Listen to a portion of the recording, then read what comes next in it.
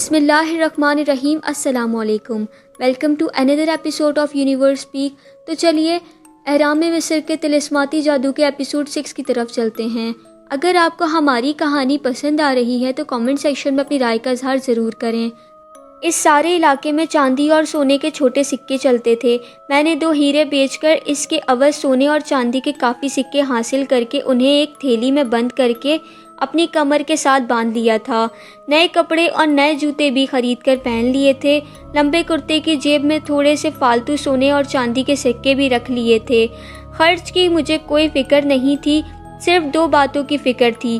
ایک تو یہ کہ مجھے خدا اپنی منزل تک خیر خیریت سے پہنچا دے، دوسری یہ فکر دامن غیر تھی کہ اس بے یار و مددگار تکلیف دہ سفر میں کاہین کابوس کی بدرو نے حملہ کر دیا تو میں کس طرح اپنا بچاؤ کروں گا۔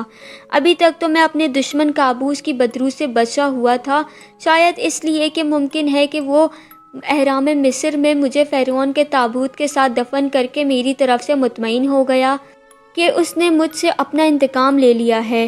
لیکن اگر کسی وجہ سے اسے یہ پتہ چل گیا کہ میں اہرام سے فرار ہونے میں کامیاب ہو گیا ہوں تو وہ ضرور میرا کھوج لگا لے گا اور مجھے اپنے انتقام کا نشانہ بنائے گا۔ بس ایک اللہ کا ہی بھروسہ تھا جو مجھے اس مہم پر لے جا رہا تھا۔ 5 دن ہڑپا شہر کے سرائے میں چھپ کر اب میں نے گزار دیے۔ کابوس کی بدرو کے خوف سے اب میں سرائے سے زیادہ باہر نہیں نکلتا تھا۔ چھٹے روز سرائے میں ایک قافلہ تیار ہونے لگا۔ اس قافلے میں گھوڑے اور کھچر شامل تھے۔ 150 آدمیوں کا قافلہ تھا۔ 10-12 کھچروں پر مسافروں کا سامان لدا ہوا تھا۔ میں نے اپنے لیے ایک الگ گھوڑا لے لیا تھا۔ قافلے کے ساتھ 15-20 محافظ بھی سفر کر رہے تھے جس کے پاس تلوار، بھالے اور تیر کمان تھے۔ اس زمانے کا یہی اسلحہ تھا۔ کھانے پینے کا خشک سامان بھی ساتھ تھا۔ دن کے ابتدائی حصے میں یہ قافلہ اپنی منزل کی طرف چل پڑا۔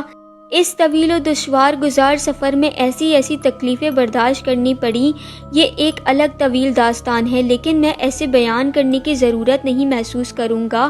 بس یوں سمجھ لیں کہ اس قافلے والے کے ساتھ کسی نہ کسی طرح گرتا پڑتا اس زمانے کے ہندوستان کے جنوبی تکون کی بندرگاہ دنش پورم پہنچ گیا۔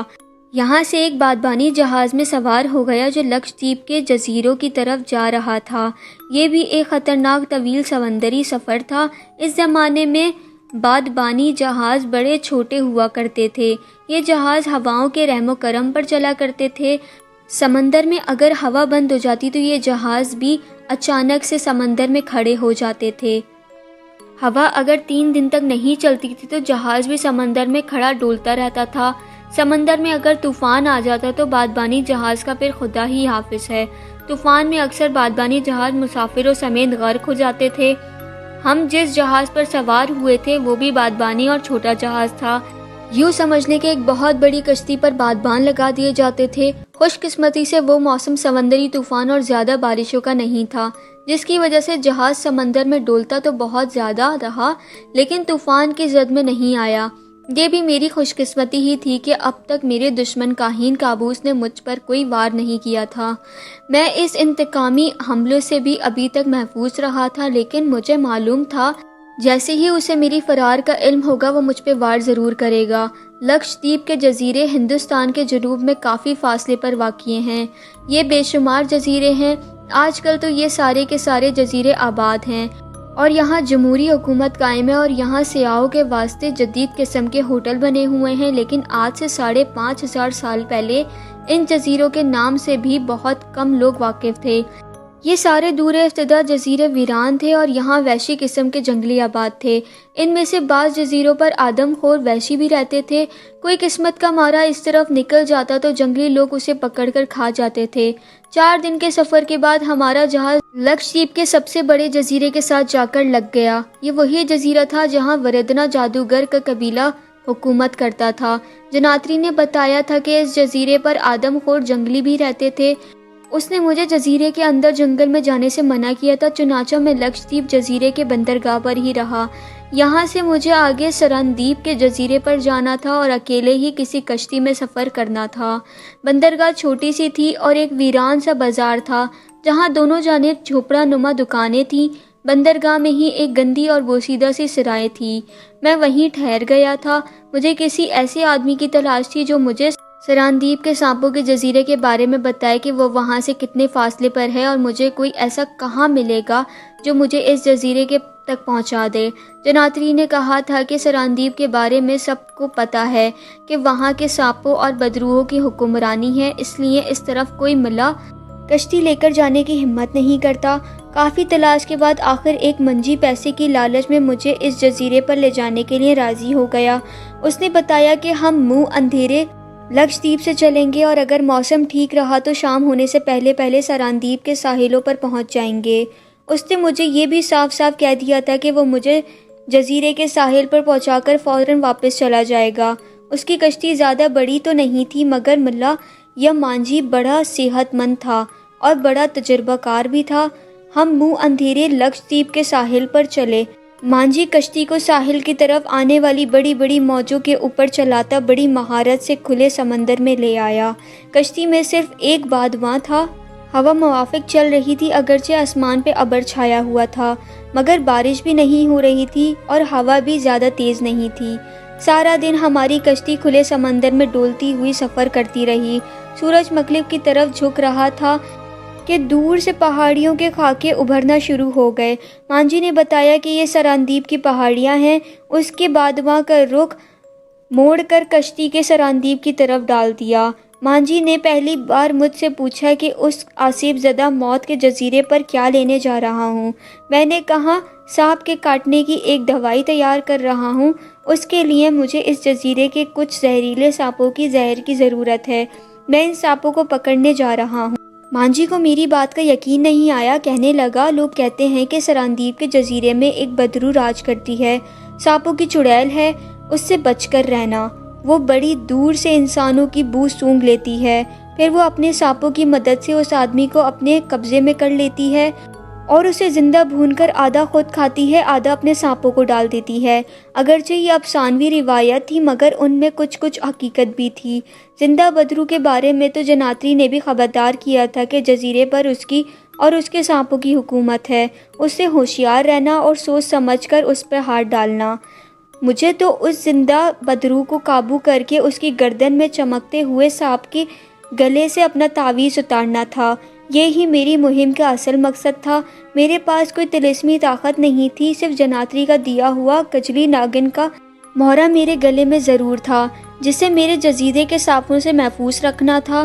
جناتری نے یہ بھی کہا تھا کہ جزیرے کے اندر جنگل میں کچھ وحشی بھی ہوتے ہیں جو آدم خور ہیں۔ مجھے آدم خوروں سے بھی بچنا تھا اور کابوس کے انتقامی وار سے بھی اپنے آپ کو بچانا تھا۔ سورج ابھی غروب نہیں ہوا تھا کہ ہماری کشتی سراندیپ جزیرے کے ساحل پر پہنچ گئی۔ مانجھی نے مجھے سمندر کے گھنے گھنے پانی میں ہی اتار دیا اور فوراً کشتی کو موڑ کر واپس چلا گیا۔ میں ساحل پر تنہا کھڑا جزیرے کے دور نظر آنے والے درختوں کو دیکھ رہا تھا۔ یہ جزیرہ واقعی چڑیلوں اور بھوتوں زدہ جزیرہ لگتا تھا۔ نہ کوئی آدم تھا، نہ آدم زاد، پرندہ تک نظر نہیں آتا تھا۔ میں ساحل کے ساتھ ساتھ چلنے لگا۔ ساحل آگے جا کر ایک طرف گھوم گیا، میں ادھر ہی کو مڑ گیا۔ میرے سامنے جزیرے کا دوسرا ساحل تھا۔ یہ ساحل بھی پہلے ساحل کی طرح ویران تھا۔ سمندر کی لمبی لمبی لہریں دور دور سے نظر آتی تھیں اور ساحل کی ریت پر پھسل کر واپس چلی جاتی تھیں۔ جزیرے کے درخت ساحل سے کافی ہٹ کر تھے۔ یہ گھنے درختوں کی ایک اونچی دیوار سی تھی جو جزیرے کے ارد گرد کھڑی تھی۔ سورج سمندر پر کافی نیچے آ گیا تھا اور اس کی ارغوانی کرنیں درختوں پر پڑ رہی تھیں۔ میں بے حد احتیاط کے ساتھ چل رہا تھا۔ مجھے زندہ بدرو اور جزیرے کے آدم خوروں اور وحشیوں کا خوف تھا۔ میں نے چلتے چلتے جزیرے کا پورا چکر لگا لیا اور پھر اسی جگہ آ گیا جہاں سے میں چلا تھا۔ جزیرے میں زندگی کے کوئی آثار نہیں تھے۔ میں حیران تھا کہ درختوں پر تو شام کے وقت پرندے بسیرا کر لیتے ہیں اور ان کا بہت شور ہوتا ہے، لیکن اس آسیبی جزیرے کے درختوں پر جیسے موت کا سکوت تھا۔ ایسا لگتا تھا جیسے پرندے بھی اس آسیبی جزیرے کی طرف آتے ہوئے خوف کھاتے ہیں۔ سورج غروب ہو گیا۔ اس کے ساتھ جزیرے کے درختوں پر اندھیرا گہرا ہونے لگا۔ رات آ رہی تھی۔ مجھے رات کا اندھیرا ہونے سے پہلے پہلے کوئی ایسا ٹھکانہ تلاش کرنا تھا جہاں میں چھپ کر رات بسر کر سکوں۔ جزیرے کے درخت کی طرف جاتے ہوئے میں گھبراتا کہ کہیں ایسا نہ ہو کہ آدم خوروں کے قابو میں آ جاؤں یا زندہ بدرو میں مجھے چمٹ جائے۔ لیکن ان درختوں کے سوا وہاں کوئی ایسی جگہ دکھائی نہیں دیتی تھی جہاں میں اپنے آپ کو چھپا سکوں۔ جب اندھیرا ذرا گہرا ہو گیا تو میں درختوں کی دیوار کی طرف بڑھا۔ درخت اتنے گھنے اور ساتھ ساتھ کھڑے تھے کہ ان سے گزرنا مشکل ہو رہا تھا۔ پھر بھی میں نے ذرا سا آگے جا کر ایک درخت تلاش کر لیا جو مجھے رات کی راہ پناہ دے سکتا تھا۔ اس کی شاخیں زمین سے 5 فٹ کی اونچی تھی اور اس کے اوپر بیٹھنے کی بڑی مناسب جگہ تھی۔ میں درخت پر چڑھ کر بیٹھ گیا۔ میں پہلے بیان کر چکا ہوں کہ احرام مصر میں بند ہونے سے ذرا پہلے میرا بھوک پیاس کا احساس ختم ہوتے ہوتے جیسے بالکل ختم ہو گیا تھا۔ نہ مجھے پیاس لگتی تھی نہ مجھے بھوک محسوس ہوتی تھی۔ رات کو نیند کی بھی ضرورت محسوس نہیں ہوتی تھی۔ ایسا لگتا جیسے خوب کھانے پینے گہری نیند لینے کے بعد ابھی بیدار ہوا ہوں۔ یہ ایک عجیب و غریب جسمانی انقلاب تھا جو 5,500 سال پہلے کے زمانے میں آنے کے بعد رونما ہوا تھا۔ اس سے مجھے اس طرح سے فائدہ ہوا تھا کہ پانی اور اناج کی تلاش سے بے نیاز ہو گیا تھا۔ جزیرے پر رات آہستہ آہستہ گہری ہوتی جا رہی تھی۔ رات کے گہرا ہونے کے ساتھ ساتھ جزیرے کی ساکت فضا پر چھائی ہوئی خاموشی مزید ڈراؤنی ہو گئی تھی۔ میں درخت کے ایک ایسے ٹہن پر بیٹھا تھا جس میں سے 3 چھوٹی چھوٹی ٹہنیاں نکل رہی تھیں۔ عجیب بات یہ تھی کہ سمندر کی طرف سے 2 دن کے وقت جو لہر کی دھیمی دھیمی آواز آ رہی تھی اب وہ بھی نہیں آ رہی تھی۔ یہ واقعی کوئی طلسمی جزیرہ تھا۔ اب سوال یہ پیدا ہوتا تھا کہ میں زندہ بدرو کو کہاں اور کیسے تلاش کروں، کیونکہ میرا تعویذ جس تلاش میں مجھے یہاں لے کر آیا تھا وہ زندہ بدرو کے قبضے میں تھا۔ آدھی رات خیالوں میں گزر گئی تھی کہ مجھے سانپوں کی پھنکار کی مدھم آواز سنائی دی۔ میں سویا ہوا نہیں تھا، جاگ رہا تھا۔ میں نے اندھیرے میں اپنی گردن پر ہاتھ لے جا کر کچلی ناخن کے مہرے کو ٹٹولا۔ مہرہ میری گردن میں ہی تھا۔ مجھے اطمینان ہو گیا کہ اگر اس مہرے میں کوئی تاثیر ہے تو کوئی سانپ میرے قریب نہیں آئے گا۔ سانپوں کی پھنکار کی آواز قریب آتی جا رہی تھی۔ میں نظریں نیچی کر کے اندھیرے میں دیکھنے لگا کہ یہ سانپ میرے درخت کے پاس تو نہیں آ گئے۔ مجھے اندھیرے میں کچھ دکھائی نہ دیا۔ پھنکاروں کی آواز اچانک سے بند ہو گئی۔ اس کے تھوڑی دیر بعد مجھے درخت کے نیچے نفس دائرے کی شکل میں سرخ نقطے چمکتے نظر آئے۔ اس میں سے سرخ کرنیں نکل کر نظر آ رہی تھی۔ میں ایک دم لرز گیا۔ روشنی کی یہ سرخ نقطے سانپ کی آنکھیں تھیں جو مسلسل مجھے گھورے جا رہی تھی۔ اچانک پھنکاروں کی آواز دوبارہ بلند ہونے لگی۔ سانپ جو تعداد میں خدا جانے کتنے تھے میرے درخت کے نیچے پھنکار رہے تھے۔ پھر انہوں نے درخت کے گرد چکر لگانے شروع کر دیے۔ روشنی کے نقطے درخت کے ارد گرد گردش کر رہے تھے۔ یہ سانپ ہی ہو سکتے تھے۔ میں نے اندھیرے میں اور غور سے دیکھا تو مجھے کتنے ہی سانپ حرکت کرتے نظر آئے جو زمین سے 2-2, 3-3 فٹ اوپر اکٹھے ہوئے تھے۔ ساری رات یہ سانپ درخت کے ارد گرد چکر لگا رہے تھے۔ ان کی پھنکاریں روح کو لرزہ طاری کر رہی تھی۔ جب سورج نکلا اور دن کی روشنی پھیلی تو وہاں کوئی سانپ نہیں تھا۔ میں دیر تک درخت پر ہی بیٹھا رہا۔ آخر ہمت کر کے اترا اور ساحل سمندر تک آ گیا۔ یہ جزیرے کا جنوبی ساحل تھا۔ اس وقت آسمان پر بادل جمع ہونے شروع ہو گئے تھے اور سمندر کی طرف سے بڑی تیز ہوا چل رہی تھی۔ مجھے جس زندہ بدرو کی تلاش تھی وہ اس کا ابھی تک کبھی کوئی سراغ نہیں ملا تھا۔ کچھ وقت میں ساحل پر ہی پھرتا رہا اور سوچتا رہا کہ اب مجھے کیا کرنا چاہیے۔ کیجلی ناخن کے مہرے کو بھی اب تک میں نے آزما لیا تھا۔ اس کی وجہ سے سانپوں کو درخت پر چڑھ کر مجھے ڈسنے اور میری تکہ بوٹی کرنے کی ہمت نہیں ہوئی تھی، مگر مجھے اپنے تعویذ کی تلاش تھی۔ میں اسی لیے اس موت بھرے جزیرے میں آیا تھا۔ اس کو حاصل کرنے کے لیے ضروری تھا کہ زندہ بدرو کے گلے میں لپٹے ہوئے سانپ تک کسی طریقے سے پہنچا جائے۔ ایک جگہ ناریل کے درخت کے نیچے 4-5 ناریل گرے پڑے تھے۔ مجھے بھوک اور پیاس محسوس نہیں ہو رہی تھی، پھر بھی میں نے عادت سے مجبور ہو کر ایک ناریل اٹھا کر اس کا پانی پیا، تھوڑا گودا کھایا اور ریت پر لیٹا غور کرنے لگا کہ مجھے کس طرف جنگل میں داخل ہونا چاہیے۔ مجھے یقین تھا کہ زندہ بدرو کا ٹھکانہ جنگل کے اندر ہی کسی جگہ پر ہو سکتا ہے۔ میں جنگل میں داخل ہونے کا فیصلہ کر کے اٹھا اور ساحل کے جنوب کے علاقے سے درختوں کے اندر چلا گیا۔ یہاں بھی درخت بڑے گنجان تھے، اس کی شاخیں نیچے لٹک رہی تھیں۔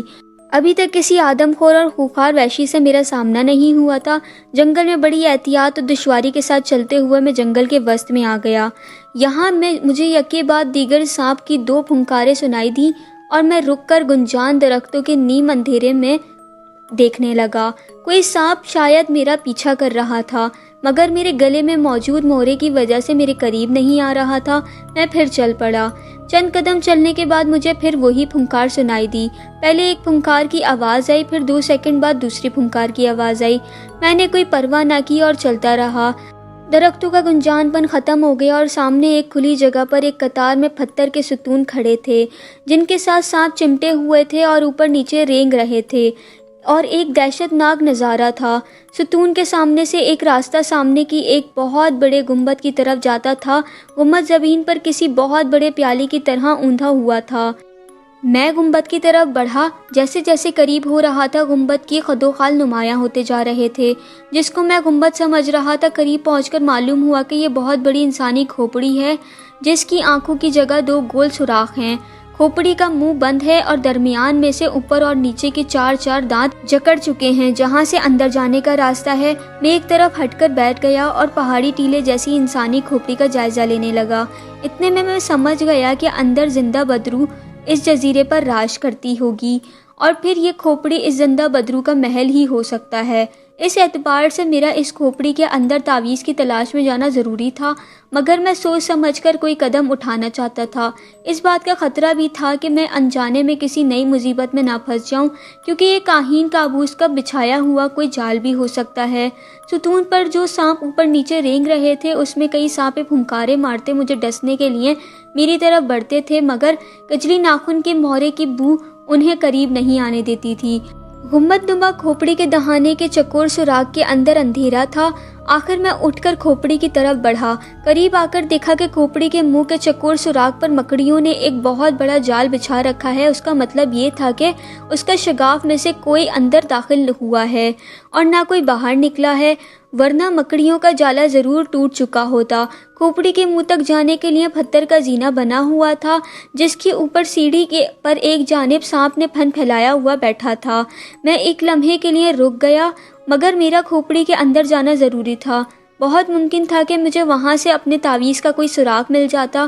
جیسے ہی میں زینے کی طرف بڑھا، سانپ نے پھن کھول دیا اور میری طرف دیکھنے لگا۔ اتنی زور سے منہ کھولا اور پھنکار نکالی کہ میں دہشت سے کانپ اٹھا۔ میں کچھ دیر زینے پر کھڑا سانپ کو دیکھتا رہا، سانپ بھی مجھے دیکھتا رہا۔ مجھے اپنے گلے میں پڑی کجلی ناخن کے مورے پر بہت بھروسہ تھا۔ میں اسی بھروسے سے زینے کی طرف چڑھتا گیا۔ جب میں آخری زینے پر آیا تو سانپ اپنی کنڈیلی پر گردن اٹھائے پیچھے کو کھسکنے لگا۔ میں گنبد نما کھوپڑی کے دروازے کی طرف بڑھ رہا تھا اور سانپ پیچھے ہٹتا جا رہا تھا۔ میں کھوپڑی کے منہ کے شگاف میں داخل ہو گیا۔ کھوپڑی کے اندر اندھیرا ہی اندھیرا تھا۔ پہلے مجھے کچھ دکھائی نہ دیا۔ میں نے آنکھیں سکیڑ کر غور سے دیکھا تو سامنے ایک اور تنگ دروازہ تھا، جس کے اندر لال رنگ کی بہت دھیمی سی روشنی کا غبار پھیلا ہوا تھا۔ دروازہ اتنا تنگ تھا کہ مجھے اس میں سے جھک کر گزرنا پڑا تھا۔ یہاں زمین نیچے ڈھلان کی شکل میں اترتی تھی۔ میں نیچے اتر گیا۔ آگے ایک ڈھلان تھی۔ ڈھلان کے عین درمیان سانپوں کی ایک پٹاری پڑی تھی۔ ایسی پٹاری سپیروں کے پاس ہوتی ہے، جس میں وہ اپنے سانپوں کو بند کر کے رکھتے ہیں۔ پٹاروں کے اوپر ڈھکنا نہیں تھا۔ لال رنگ کی روشنی کا غبار اسی پٹاری سے نکل رہا تھا۔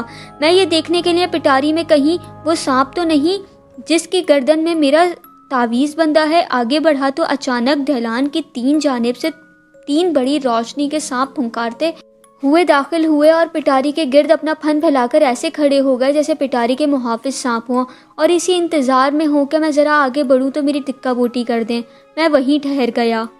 اتنے میں پٹاری کے اندر سے ایک تیز پھنکار کی آواز آئی۔ تینوں محافظ سانپ جو بالکل بہت زیادہ غصے میں لگتے تھے پیچھے کھسک گئے اور انہوں نے اپنی گردنیں نیچے کر لیں جیسے کسی کا احترام کر رہے ہوں۔ میری نظریں پٹاری پر جمی ہوئی تھی۔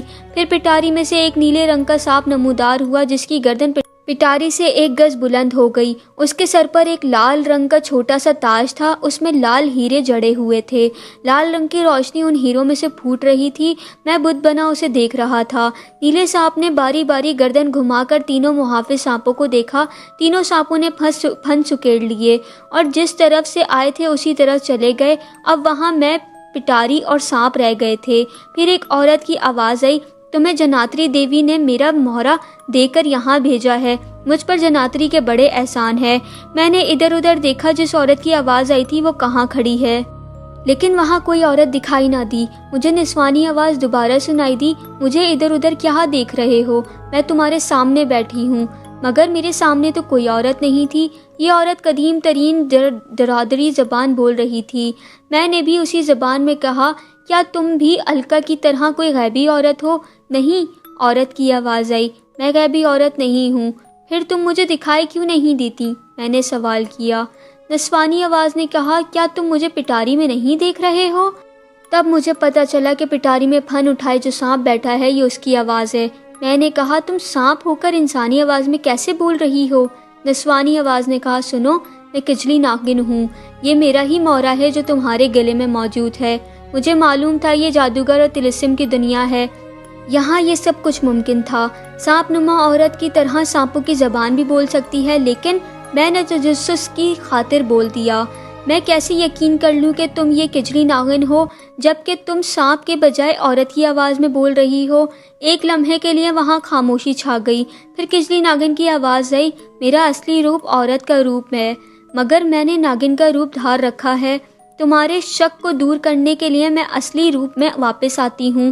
اچانک پٹاری والا سانپ غائب ہو گیا اور اس کی جگہ ایک عورت کھڑی تھی جس کے جسم کا رنگ نیلا تھا، آنکھیں نیلم کے جواہرات کی طرح چمک رہی تھی، اس کے بدن پر نیلے رنگ کا لمبا چگا تھا، اس کے جسم سے ہلکی ہلکی نیلی شعاعیں پھوٹ رہی تھی۔ یہ عورت بولی، اب تمہارا شک دور ہو گیا، میں ہی کجلی ناگن ہوں۔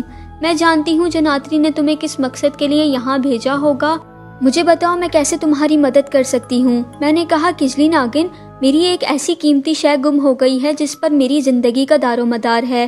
میں اس قیمتی شے کی تلاش میں یہاں آیا ہوں کیونکہ جناتری نے مجھے بتایا تھا کہ وہ شے مجھے اس جزیرے پر مل سکتی ہے۔ وہ شے کیا ہے؟ کھل کر بیان کرو، کجلی ناگن نے کہا۔ میں نے جواب دیا، وہ ایک تعویذ ہے جو میں نے اپنے بازو پر باندھ رکھا تھا، لیکن میرا ایک دشمن جادوگر اسے مجھ سے چھین کر لے گیا ہے۔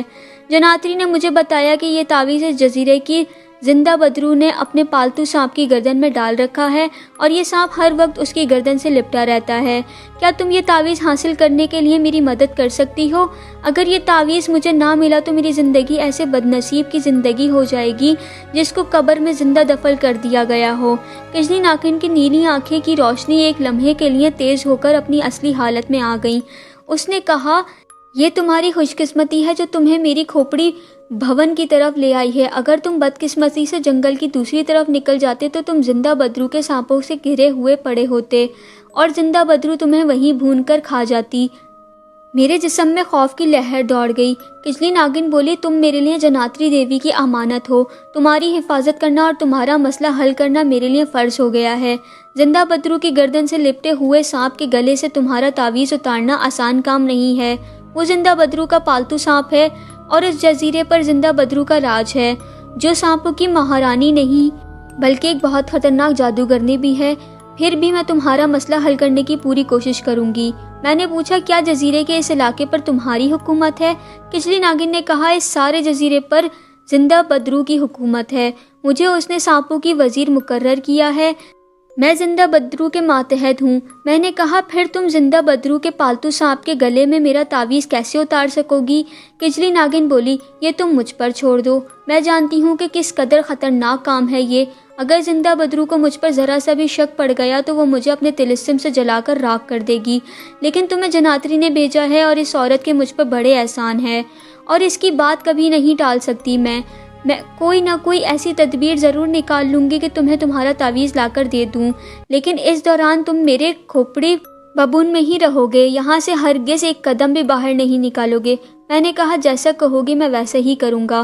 کجلی ناگن نے سامنے والی دیوار کی طرف قدم بڑھاتے ہوئے کہا، میرے ساتھ آؤ، اور وہ مجھے لے کر تنگ دروازے میں سے گزر کر ایک تہہ خانے میں لے آئی جہاں چراغ جل رہا تھا اور فرش پر چادر بچھی ہوئی تھی۔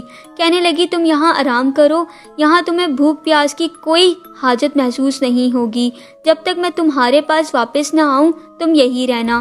میں نے پوچھا، کجلی ناگن مجھے کب تک اس جگہ پر رہنا پڑے گا؟ اس نے کہا، میں ابھی کچھ نہیں کہہ سکتی، ہو سکتا ہے 1 ہفتہ لگ جائے، ہو سکتا ہے اس سے پہلے ہی میں اپنے مقصد میں کامیاب ہو جاؤں۔ اب میں جاتی ہوں۔ کجلی ناگن کے منہ سے ایک ہلکی سی پھنکار نکلی اور دوسرے لمحے میرے سامنے سے ایک عورت کے بجائے سانپ کنڈلی مارے بیٹھا تھا۔ پھر یہ سانپ رینگتا ہوا تہخانے سے باہر نکل گیا۔ میں بقول کجلی ناگن کے زندہ بدرو کا نوالا بننے سے ضرور بچ گیا تھا، لیکن ایسا لگ رہا تھا کہ اب کجلی ناگن کی قید میں آ گیا ہوں۔ اس کھوپڑی ببون کی اس سیل زدہ تنگ کوٹھری میں 1 منٹ بھی گزارنا مجھے عذاب لگ رہا تھا، اور وہاں مجھے پورے 7 دن بلکہ اس سے بھی زیادہ عرصہ گزارنا تھا، مگر یہ میری مجبوری تھی، اس کے سوا کوئی اور چارہ نہیں تھا۔ میری بھوک پیاس پہلے ہی تقریباً ختم ہو گئی تھی۔ نیچی چھت والی تنگ کوٹھری تھی، فرش پر چادر بچھی تھی، چراغ جل رہا تھا۔ میں کبھی لیٹ جاتا، کبھی گھبرا کر اٹھ بیٹھتا۔ وقت کے گزرنے کا احساس ختم ہو گیا تھا۔ چراغ میں خدا جانے کس قسم کا تیل جل رہا تھا کہ ختم ہی نہیں ہو رہا تھا۔ چراغ کی لو پہلے کی طرح ہی جل رہی تھی۔ کجلی ناگن بھی دوبارہ میرے پاس واپس نہیں آئی تھی۔ مجھے نیند بھی نہیں آ رہی تھی۔ ایک عجیب عذاب میں مبتلا ہو گیا تھا میں، نہ دن کا پتہ تھا نہ رات کا۔ کسی وقت سانپوں کی شوروں کی آواز آ جاتی۔ کجلی ناگن نے مجھے کوٹھری سے باہر نکلنے کو منع کر رکھا تھا۔ کئی بار تنگ آ کر دل آیا کہ تعویذ وغیرہ چھوڑ کر یہاں سے بھاگ جاؤں اور جزیرے کے ساحل پر جا کر سمندر میں چھلانگ لگا دوں اور اللہ کے بھروسے تیرنا شروع کر دوں۔ قسمت اچھی ہوئی تو کوئی نہ کوئی بادبانی جہاز مل جائے گا، کم از کم اس قید تنہائی سے تو نجات مل جائے گی۔ پھر یہ سوچ کر رک جاتا کہ تعویذ کے ساتھ میری زندگی اور میری زندگی کا وہ مستقبل وابستہ ہے جسے میں 5,500 سال برس آگے کے زمانے میں پاکستان چھوڑ آیا ہوں۔ اس کے بغیر تو میں اس منحوس زمانے سے نکل کر شاید کبھی اس زمانے میں واپس نہیں پہنچ سکوں گا۔ اس بے کسی کے اور قسم پرسی کے عالم میں خدا جانے کتنے گھنٹے کتنے دن گزر گئے تھے کہ اچانک کوٹھری کے باہر مجھے کسی کے بھاگتے ہوئے قدموں کی آواز سنائی دی۔ میرے کان کھڑے ہو گئے۔ اس کے فوراً بعد کجلی ناگن عورت کے روپ میں کوٹھری میں داخل ہوئی۔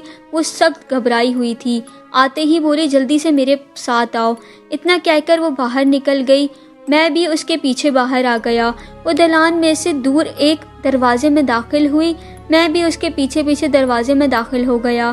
دوسری طرف ایک سرنگ تھی جس سے ہلکی ہلکی نیلی روشنی ہو رہی تھی۔ کجلی ناگن نے میرا ہاتھ پکڑ لیا اور مجھے اپنے ہاتھ سے دوڑاتے ہوئے خود بھی دوڑنے لگی۔ وہ سخت پریشان اور گھبرائی ہوئی تھی۔ میں سمجھ گیا کہ کوئی خطرناک واقعہ پیش آ گیا ہے۔ اس نے زندہ بدرو کے پالتو سانپ کے گلے میں میرا تعویذ اتارنے کی کوشش کی ہوگی اور کسی طرح سے زندہ بدرو کو اس کی خبر ہو گئی ہوگی اور اب وہ اس کے پیچھے آ رہی ہوگی۔ میری سمجھ میں کچھ نہیں آ رہا تھا۔ میں بھی گھبرا گیا۔ ایسی پریشان کن صورت بن گئی تھی کہ میں اب اس سے بالکل نہیں پوچھ سکا تھا کہ کیا ہوا ہے اور اتنی گھبرائی ہوئی کیوں ہو اور مجھے اپنے ساتھ کہاں لے جا رہی ہو۔ سرنگ ختم ہوئی تو ایک اور دوسری سرنگ شروع ہو گئی جو پہلی سرنگ سے زیادہ تنگ اور تاریک تھی۔ یہاں نیلی روشنی بھی غائب ہو چکی تھی۔ کجلی ناگن میرا ہاتھ پکڑے مجھے اپنے ساتھ کھینچتی ہوئی لے جا رہی تھی۔ خدا خدا کر کے یہ سرنگ بھی ختم ہوئی اور کچھ فاصلے پر روشنی دکھائی دی جو باہر سے سرنگ میں داخل ہو رہی تھی۔ ہم سرنگ سے باہر آ گئے۔ میں نے دیکھا کہ سرنگ سمندر کے کنارے پر آ کر باہر کو کھلتی ہے۔ آسمان پر چاند چمک رہا تھا۔ یہ چاند کی چاندنی تھی جو سرنگ کے دہانے سے اندر آ رہی تھی۔ کچھ فاصلے پر ایک بادبانی کشتی سمندر کی لہروں پر کھڑی ڈول رہی تھی۔ چاندنی میں کشتی کے پاس گھٹنوں کے تک سمندر کے پانی میں کھڑے 4 آدمی نظر آئے۔ قریب جا کر دیکھا تو ان کے جسم نیلے رنگ کے تھے اور جسموں پر سوائے ایک لنگوٹ کے کچھ اور نہیں تھا۔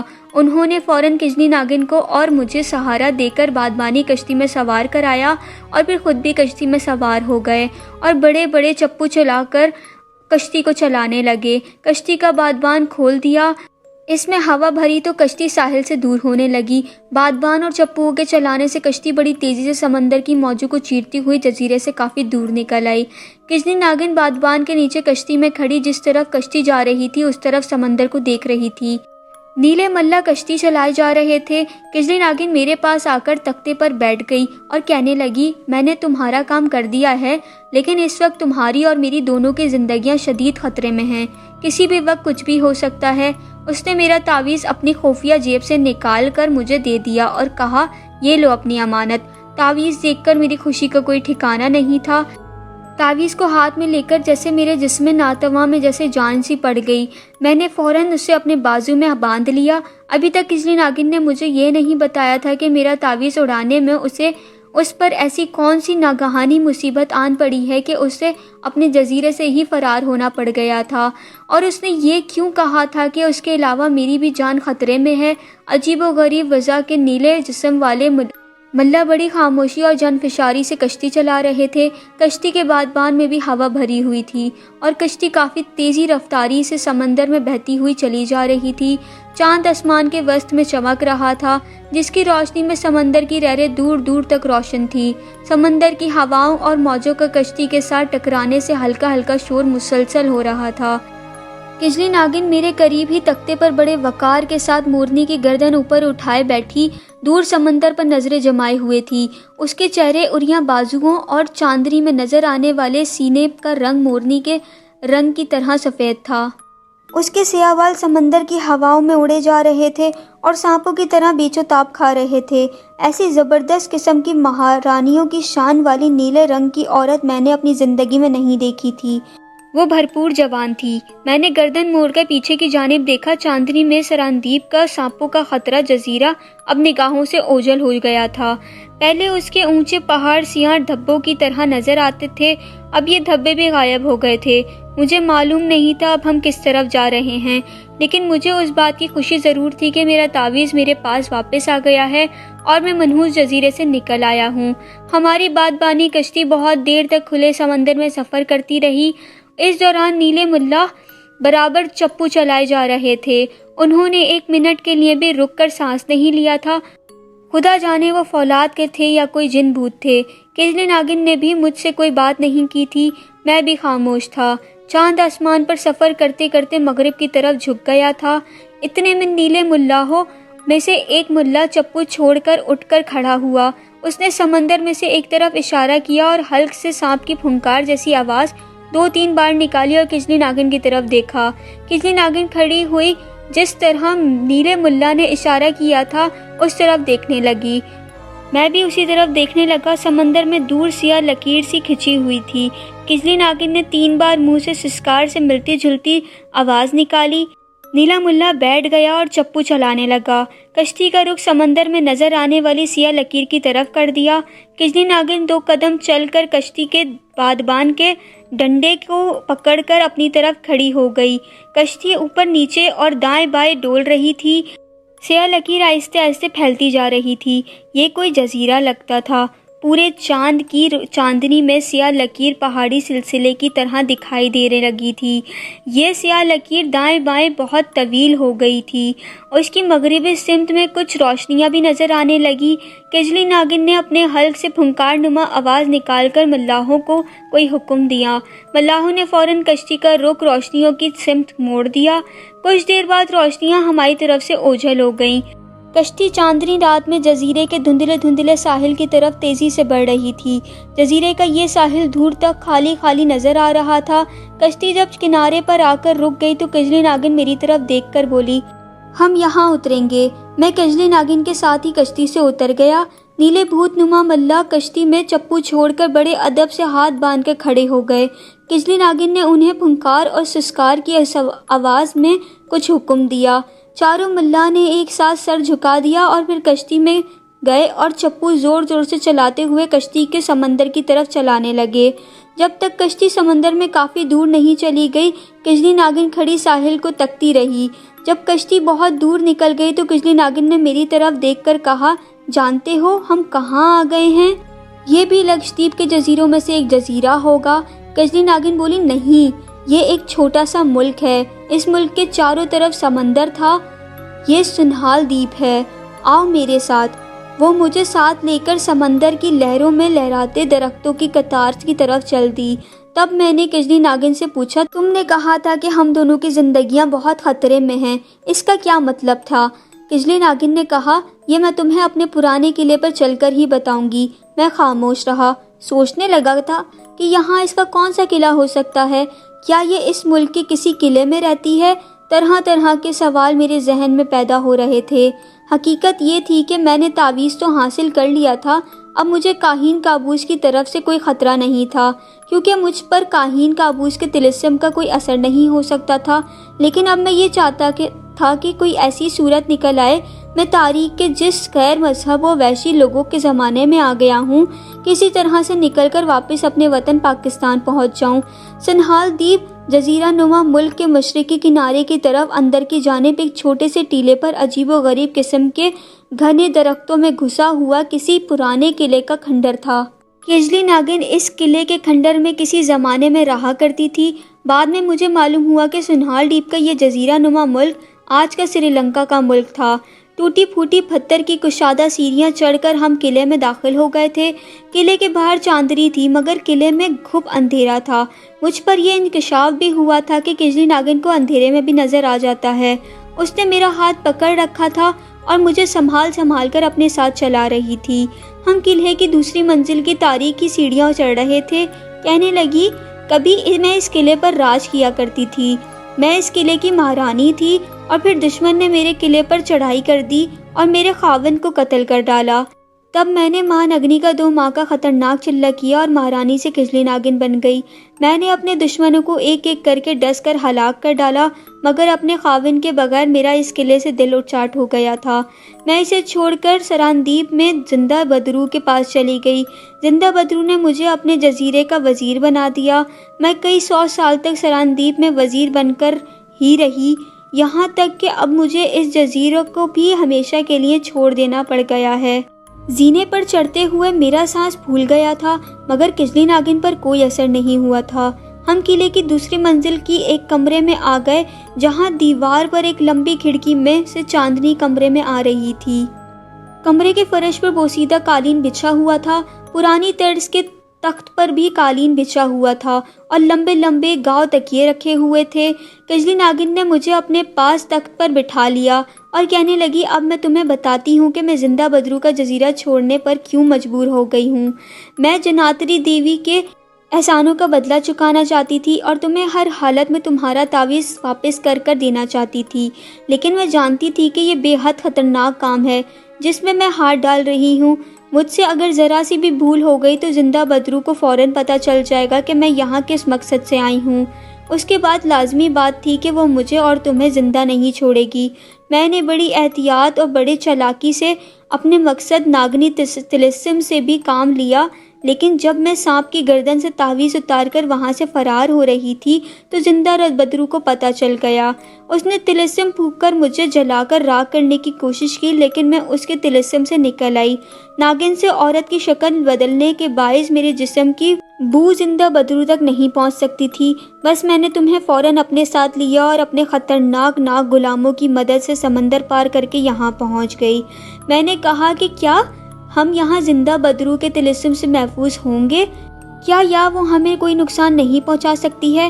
کجلی ناگن نے کہا، نہیں، زندہ بدرو کا طلسم سمندر پار نہیں چلتا، ہم دونوں یہاں بالکل محفوظ ہیں، یہاں وہ ہمارا کچھ نہیں بگاڑ سکتی۔ اس کے علاوہ اس ملک کی زمین کے نیچے اور زمین کے اوپر رہنے والے تمام سانپ میرے غلام ہیں اور وہ میری حفاظت کرتے ہیں۔ پھر اس نے کہا کہ اگر تم چاہو تو یہاں میرے ساتھ شادی کر کے باقی اپنی زندگی خوشی اور آرام اور آرائش سے گزار سکتے ہو۔ میرے پاس زمین کے اندر دفن کیے جانے والے خزانوں کی ساری دولت ہے، تم راجہ بن کر رہو گے۔ میں نے کہا، کجلی ناگن میں مجبور ہوں، مجھے بہت آگے جانا ہے، میری منزل بہت دور ہے۔ کجلی ناگن بولی، تم یہ فکر نہ کرنا، میں کوئی سانپ یا ناگن نہیں ہوں، میں انسان ہوں، عورت ہوں۔ ناگن بننے کا چلہ میں نے اپنے خاوند کے قاتلوں سے بدلہ لینے کے لیے کاٹا تھا اور ناگن بن گئی تھی۔ میں تمہارا بہت خیال رکھوں گی اور تمہیں بہت خوش رکھوں گی۔ تب میں نے سوچا کہ کجلی ناگن کو سب کچھ کھول کر بتا دینا چاہیے کہ میں حقیقت میں کون ہوں اور کن حالات میں کون سی دنیا سے یہاں پہنچ گیا ہوں۔ میں نے اپنی ساری کہانی کجلی ناگن کو سنا دی تو اس نے میری باتوں پر بالکل یقین نہ کیا۔ کہنے لگی، یہ کیسے ہو سکتا ہے کہ 5,500 برس آگے کے زمانے سے کوئی واپس آ جائے؟ تمہارے پاس اس کا کیا ثبوت ہے کہ تم 5,500 سال برس کے آگے کے زمانے کے رہنے والے ہو؟ میرے پاس کوئی ثبوت نہیں تھا۔ میں نے کہا کہ تم بھی جادو جانتی ہو، اپنے جادو کے ذریعے معلوم کیوں نہیں کر لیتی کہ میں سچ بول رہا ہوں یا جھوٹ؟ کجلی ناگن نے کچھ دیر غور کیا، پھر کہنے لگی، میں تمہارے جادو کے ذریعے امتحان لے سکتی ہوں، لیکن میں تمہیں اپنے ہاتھ سے کھو دینا نہیں چاہتی، کیونکہ اگر تمہاری کہانی جھوٹی ہوئی تو تم میرے جادو کے اثر سے جل کر بھسم ہو جاؤ گے۔ میں نے بڑے اعتماد کے ساتھ کہا، نہیں کجلی ناگن، تم میرا ضرور امتحان لو تاکہ تم پر یہ بات ثابت ہو جائے کہ میں اس دنیا کا باشندہ نہیں ہوں اور مجھے اپنی دنیا میں واپس جانا ہے، اور جب یہ بات ثابت ہو جائے کہ میں اس دنیا کا آدمی نہیں ہوں تو پھر تم مجھے میری دنیا میں واپس پہنچانے کی کوئی تدبیر کر سکتی ہو تو ضرور کرو، میں تمہارا یہ احسان ہمیشہ یاد رکھوں گا۔ کجلی ناگن نے کہا ٹھیک ہے، اگر تم یہ چاہتے ہو تو پھر میرے امتحان کے لیے تیار ہو جاؤ۔ وہ مجھے ایک تہخانے میں لے گئی جہاں فرش کے درمیان ایک گڑھا بنا ہوا تھا، گڑھے میں راکھ پڑی ہوئی تھی۔ کجلی ناگن نے راکھ کے اوپر اپنی چادر اتار کر بچھا دی اور مجھے گڑھے میں اتر جانے کو کہا۔ میں گڑھے کے 3-4 قدموں کے فاصلے پر ایک چوکی پر بیٹھ گیا، کہنے لگی میں ایک جادو کے منتر کا جاپ کروں گی اور یہ جاپ میں 3 مرتبہ کروں گی، اس کے بعد اگر تمہاری کہانی سچی ہوئی تو تمہیں کچھ نہیں ہوگا، لیکن اگر تمہاری کہانی جھوٹی ہوئی تو اس گڑھے میں اتنی زبردست آگ بھڑک اٹھے گی کہ تم جل کر راکھ ہو جاؤ گے۔ ابھی وقت ہے، ایک بار پھر سوچ لو، اگر تم نے اپنی جھوٹی کہانی سنائی ہے تو تم گڑھے سے واپس آ جاؤ، میں تمہارے جھوٹ بولنے پر بھی تمہیں کچھ نہیں کہوں گی۔ میری کہانی سچی تھی، مجھے کوئی تشویش نہیں تھی، میں اس عورت پر اپنی سچائی ثابت ضرور کرنا چاہتا تھا، کیونکہ میرا دل کہتا تھا کہ اس عورت کے پاس ایسی طاقت ہے جو مجھے واپس اب میرے زمانے میں پہنچا دے گی۔ میں نے کہا کجلی تم اپنا جاپ شروع کرو، اگر تمہارا جادوئی منتر سچا ہے تو یقین کرو میں نے بھی سچ بولا ہے اور مجھے کچھ نہیں ہوگا۔ کجلی ناگن نے منتروں کا جاپ شروع کر دیا۔ پہلا جاپ وہ 10-15 منٹوں تک پڑھتی رہی، اس کے بعد اس نے دوسرا جاپ شروع کر دیا، دوسرا جاپ بھی وہ اتنے ہی وقت تک پڑھتی رہی۔ تیسرا جاپ شروع کرنے سے پہلے اس نے کہا ابھی بھی وقت ہے، تم چاہو تو گڑھے سے باہر نکل سکتے ہو۔ میں نے کہا تم تیسرا جاپ شروع کرو۔ کجلی ناگن نے تیسری بار منتر کا جاپ شروع کر دیا۔ جاپ جب ختم ہونے کے قریب آیا تو وہ چوکی سے اٹھ کر کھڑی ہوئی، وہ کھڑے کھڑے جاپ کر رہی تھی۔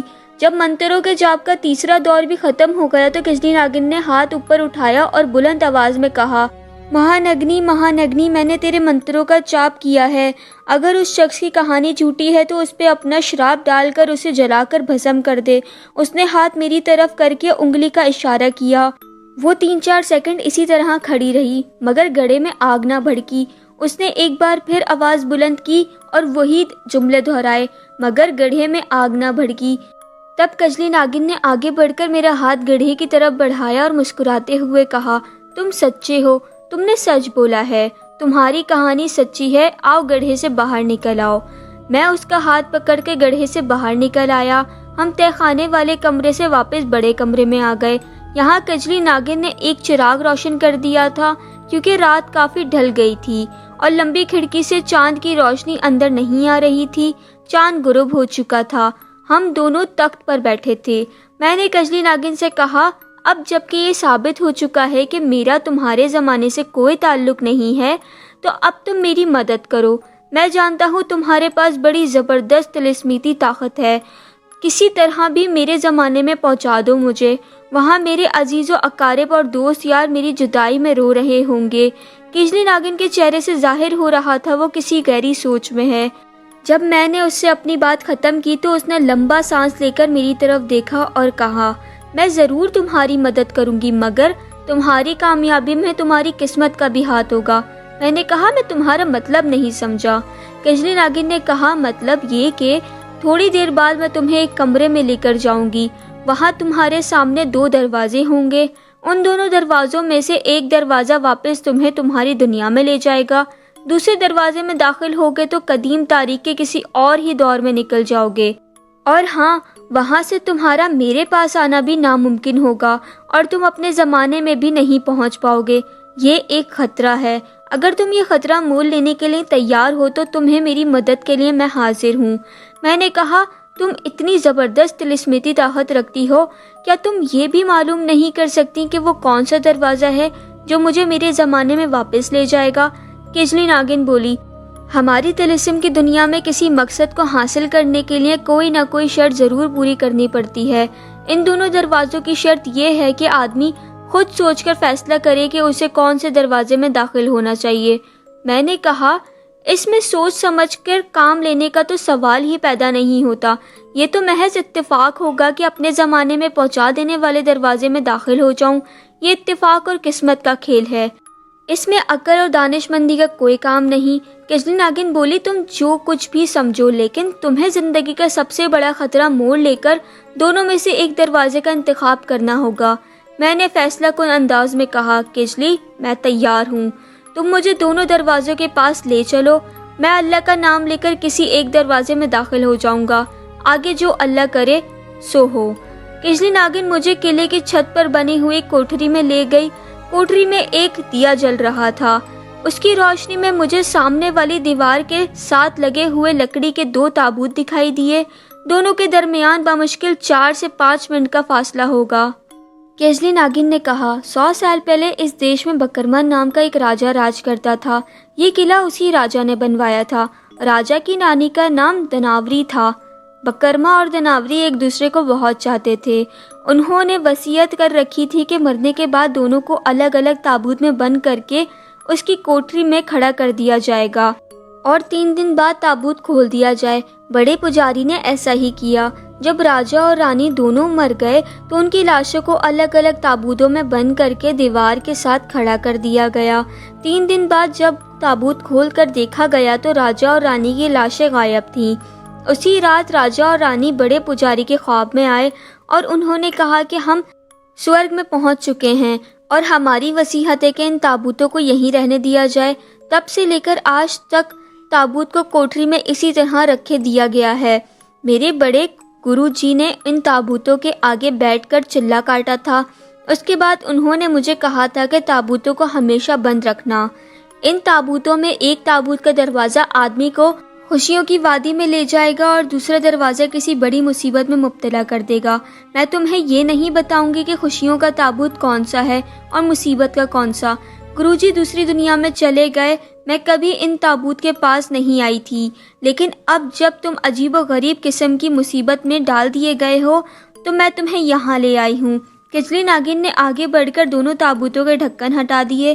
چراغ کی روشنی میں نے دیکھا کہ دونوں تابوتوں کے اندر 2 دروازے بنے ہوئے ہیں جن میں سے دھندلی دھندلی روشنی پھوٹ رہی تھی۔ کجلی ناگن بولی، ایک بار پھر سوچ لو، ابھی بھی وقت ہے، ہو سکتا ہے تم مصیبتوں کے دروازے میں داخل ہو جاؤ۔ میں نے کہا، کوئی بات نہیں، مجھے یہ پاسا پھینکنا ہی پڑے گا، اس کے سوا کوئی اور چارہ نہیں ہے۔ ہو سکتا ہے کہ قسمت میرا ساتھ دے اور میں اپنی دنیا میں پہنچ جاؤں۔ کجلی ناگن نے مجھ سے ہاتھ ملایا اور کہا، میں تمہیں دیوتاؤں کے حوالے کرتی ہوں، وہ تمہاری حفاظت کریں گے۔ میں 2 قدم چل کر دونوں تابوتوں کے درمیان آ کر کھڑا ہو گیا اور غور سے تابوتوں کے اندر کھلے ہوئے دروازے کو دیکھنے لگا۔ کبھی خیال آتا کہ بائیں طرف والے تابوت کا دروازہ ٹھیک ہے، کبھی خیال آتا کہ نہیں، مجھے دائیں دروازے میں داخل ہونا چاہیے، یہ دروازہ مجھے میرے وطن پاکستان پہنچا دے گا۔ میں عجیب کشمکش کی حالت میں تھا، زندگی میں کبھی ایسی صورتحال سے پالا نہیں پڑا تھا۔ اتنے میں کجلی ناگن کی آواز آئی، جتنا سوچو گے اتنا ہی پریشان ہوگے، قدم بڑھاؤ، ہو سکتا ہے قسمت تمہارا ساتھ دے دے۔ میں نے سوچنا بند کر دیا اور بائیں طرف والے تابوت کے دروازے میں داخل ہو گیا۔ مجھے روشنی اور دھوئیں کے غبار نے اپنی لپیٹ میں لے لیا۔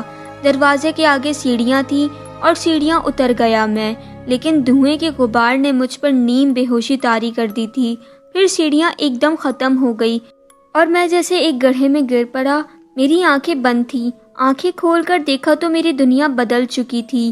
میں ایک بازار میں تھا، آسمان پر سیاہ کالے بادل تھے، یہ پرانے زمانے کا کوئی بازار تھا، دکانیں کھلی ہوئی تھیں، یہ رات کا وقت تھا اور دکانوں پر مشالیں جل رہی تھیں۔ میں سمجھ گیا کہ قسمت نے میرا ساتھ نہیں دیا اور میں اپنی دنیا میں پہنچنے کے بجائے بدقسمتی سے کسی اور ہی زمانے میں آ گیا ہوں۔ بازار خالی پڑا تھا، دکانوں میں دکاندار ایسے بیٹھے تھے جیسے پتھر کے بت ہوں۔ کالے سیاہ بادلوں کی وجہ سے دن کے وقت بھی بازار میں اندھیرا سا چھا رہا تھا۔ میں تابوت والے دروازے میں سے گزر کر اس آسیب زدہ بازار میں آ گیا تھا۔ میں نے ایک دکان کے پاس جا کر دکاندار کو غور سے دیکھا۔ دکاندار پتھر کا بت بن چکا تھا۔ میں نے تمام دکانداروں کو ایک ایک کر کے دیکھا، سارے کے سارے دکاندار پتھر کے بت بن چکے تھے۔ ہر دکان کے آگے ایک ایک مشال روشن تھی۔ یا خدا، یہ میں کس منحوس شہر میں آ گیا ہوں؟ اچانک ایک ڈراؤنی چیخ بلند ہوئی اور میں ڈر کر ایک دکان کے دروازے کے پیچھے چھپ گیا۔ ایک عجیب بات یہ ہوئی کہ چیخ کی آواز کے ساتھ ہی تمام دکانوں کی روشن مشالیں بجھ گئیں۔ اب بازار میں اتنی ہی دھندلی دھندلی روشنی تھی جتنی سیاہ بادلوں میں سے چھن کر آ رہی تھی۔ دوسری بار پھر وہی ڈراؤنی چیخ کی آواز بلند ہوئی۔ میں نے جس طرف سے چیخ کی آواز سنی تھی اس طرف دیکھا۔ اچانک ایک ڈراؤنی شکل والی عورت نمودار ہوئی جس کے بال کھلے تھے اور چہرہ سیاہ تھا۔ میں دہشت زدہ ہو کر دکان کے دروازے کے پیچھے چھپ گیا کہ یہ بلا یہاں سے دفع ہو تو میں معلوم کروں کہ یہ کس زمانے میں آ گیا ہوں، اور عورت کیا ہے، یہ چڑیل ہے یا ڈائن ہے؟ اچانک اس مکروہ شکل والی عورت نے میرا نام لے کر مجھے پکارا۔ اس چڑیل نما عورت کے منہ سے میرا نام سن کر میرے رونگٹے کھڑے ہو گئے۔ یہ ضرور کوئی چڑیل ہے۔ میں نے سن رکھا تھا کہ چڑیلوں کو سب لوگوں کے نام معلوم ہوتے ہیں اور وہ حملہ کرنے سے پہلے ان کا نام لے کر پکارتی ہیں۔ اب میرے پاس وہاں سے بھاگنے کے سوا کوئی چارہ نہیں تھا، چنانچہ میں دکان کے دروازے کی اوٹ سے نکل کر جتنا تیز دوڑ سکتا تھا سڑک پر دوڑنا شروع کر دیا۔ چڑیل کی ڈراؤنی آواز میرا تعاقب کر رہی تھی۔ میں اندھا دھند بھاگ رہا تھا۔ چڑیل کی آواز بھی میرے پیچھے پیچھے آ رہی تھی۔ میں نے دوڑتے دوڑتے ایک بار پلٹ کر دیکھا، چڑیل بھی میرے پیچھے پیچھے دوڑ رہی تھی۔ اس کی رفتار مجھ سے بھی تیز تھی۔ وہ میرے سر پر پہنچ گئی۔ اس نے میری گردن کو پکڑ لیا۔ اس کے اس ہاتھ کے لمس نے میرے سارے بدن کو جیسے سن کر دیا ہو۔ میں وہیں گر پڑا۔ ڈراؤنی چڑیل نے مجھے ایک ہاتھ سے اٹھایا اور اپنے کندھے پر ڈال لیا۔ مجھے صرف اتنا ہوش تھا کہ میں ایک ڈراؤنی عورت کے کندھے پر لدا ہوا ہوں۔ میں ایک مردہ جسم کی طرح اس چڑیل یا ڈائن کے کندھے پر لٹکا ہوا تھا۔ وہ تیزی سے دوڑ رہی تھی اور دوڑتے دوڑتے فضا میں بلند ہو گئی، اور اس نے ایک مردار خور گدھ کی طرح اپنے دونوں بازو پھیلا دیے۔ میری آنکھیں کھلی تو میں دیکھ رہا تھا مگر بول نہیں سکتا تھا اور نہ کچھ محسوس کر سکتا تھا۔ جسم بے حس ہو چکا تھا۔ اس چڑیل عورت کے کندھے پر لٹکے لٹکے میں دیکھ رہا تھا کہ وہ کھیتوں کے اوپر اڑتی جا رہی تھی۔ ہر طرف ویرانی تھی۔ کہیں کوئی دکان، کوئی جھونپڑی تک نظر نہیں آ رہی تھی۔ کھیت بھی خشک اور سوکھے ہوئے تھے۔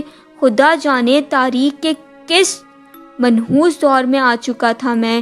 چڑیل عورت نے گدھ کی طرح بازو پھیلائے ہوئے تھے۔ اس کے لمبے لمبے سرکنڈوں جیسے بال ہوا میں لہرا رہے تھے۔ اس کے جسم سے تازہ دفن کیے ہوئے مردے کی بو آ رہی تھی۔ ہمارے نیچے ایک دریا آ گیا۔ وہ دریا کے اوپر سے گزر رہی تھی۔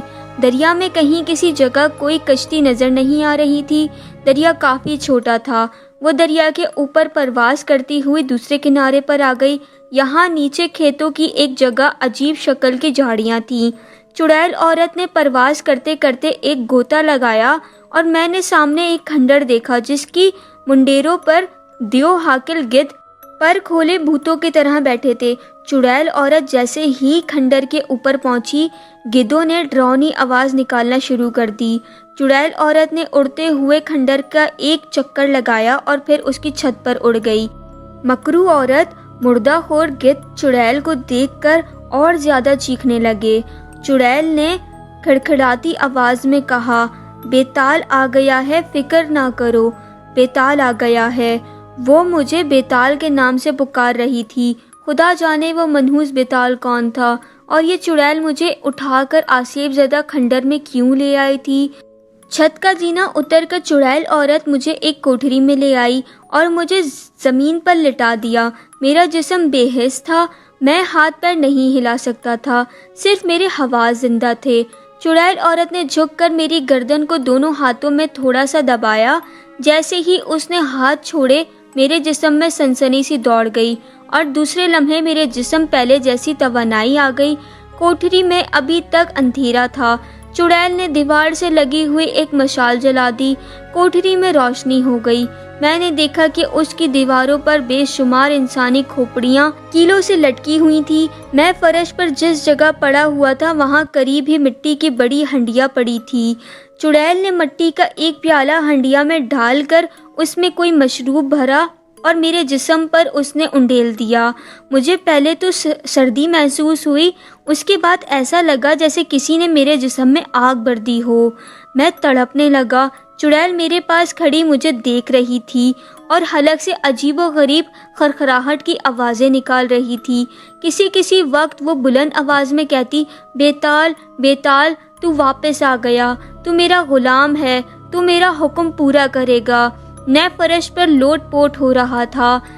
پھر کچھ دیر بعد میرے جسم میں لگی ہوئی آگ ٹھنڈی پڑ گئی اور مجھے چین سا آ گیا، لیکن میں اسی طرح فرش پر پڑا ہوا تھا۔ چڑیل نے مجھے حکم دیا، بیتال اٹھ اور قبرستان میں جا اور میرے لیے تازہ مردہ قبر سے نکال کر لا۔ میں اسی طرح اٹھ کر کھڑا ہو گیا جیسے میں اس چڑیل کے حکم کا انتظار کر رہا تھا۔